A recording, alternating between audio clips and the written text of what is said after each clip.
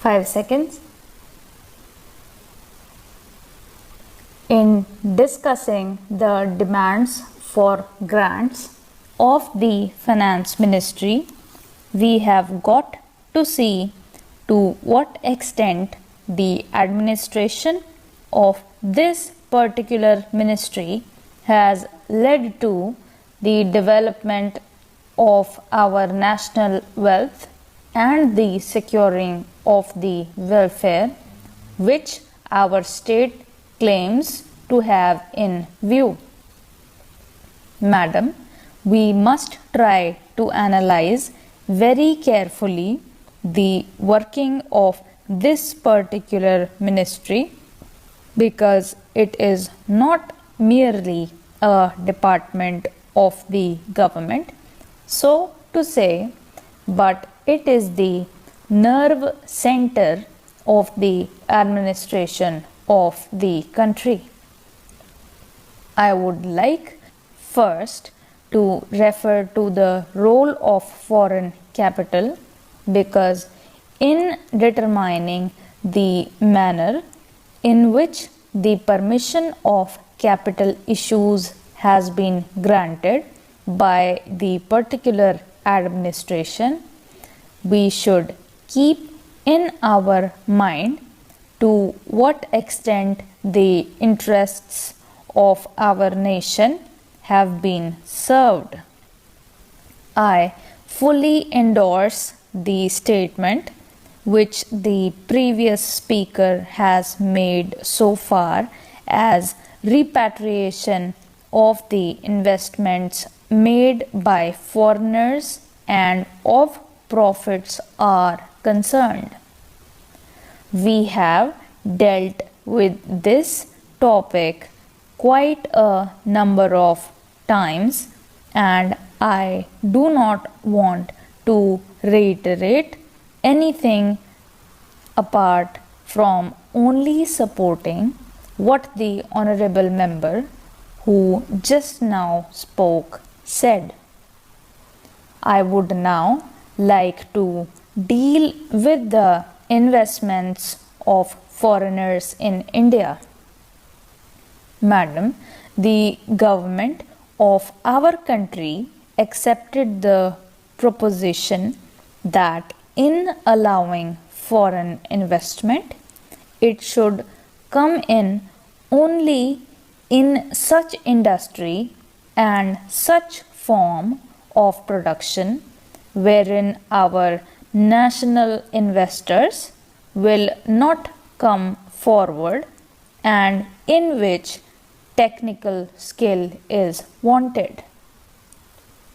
There is also one other factor which the industrial policy of our government of 1948 as adumbrated further in 1949 by the Prime Minister laid down.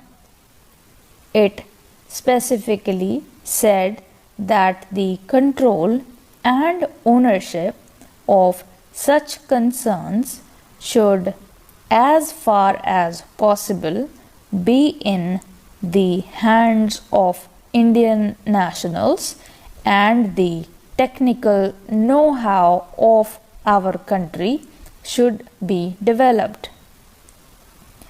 I would like to emphasize the figures that have been put forward for the last few years.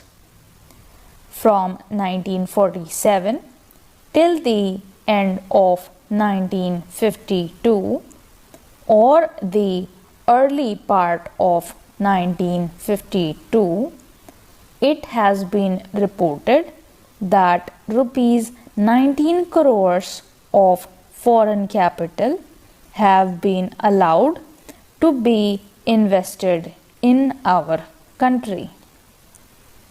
On that, practically more than rupees 6 crores have been allowed to be invested in managing agency and trading enterprises in our country.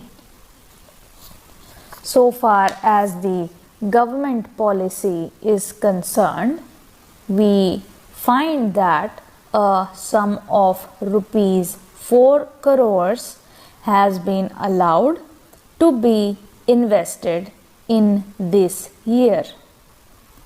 We do not know how it is to be used up. We have been told that during the period 1948 to 53, nearly rupees 35 lakhs have been allowed to be invested in textile machinery and generally in the textile industry. We have seen to what extent cotton and jute have been dominated by the national capital and to what extent they play the role as against the demand for them. We know further what the government is doing in regard to these industries and how the Indian counterpart in these industries are behaving. Then, why this further penetration of foreign capital? Even in regard to the expansion scheme, we find that paints, soaps, electric fans, and machine tools are some of the industries where the government is allowed foreign interest to establish or expand their factories. It will adversely compete with the production of the country when the indigenous producers do not find any market in this sphere. Therefore, we have got to see to what extent the capital issue has been regulated by this government and particularly by the finance department so that the national well-being of the country could be guaranteed. Then we have got to look into the fact as to how far the new industries are allowed to function.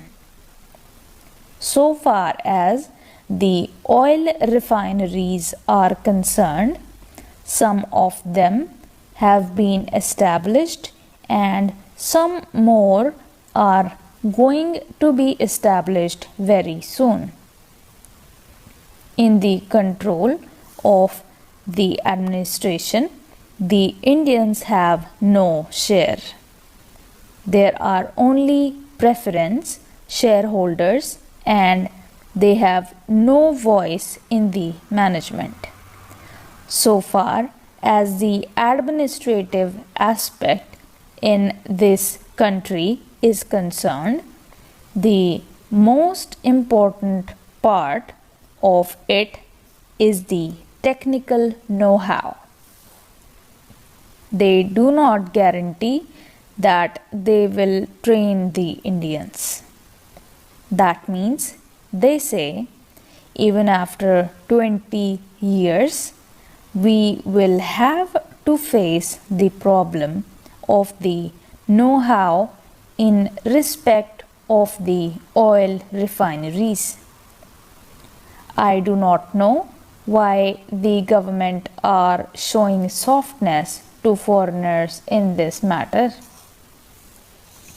Then we have another investment in collaboration with the Indian chemical industries for the manufacture of civil explosives.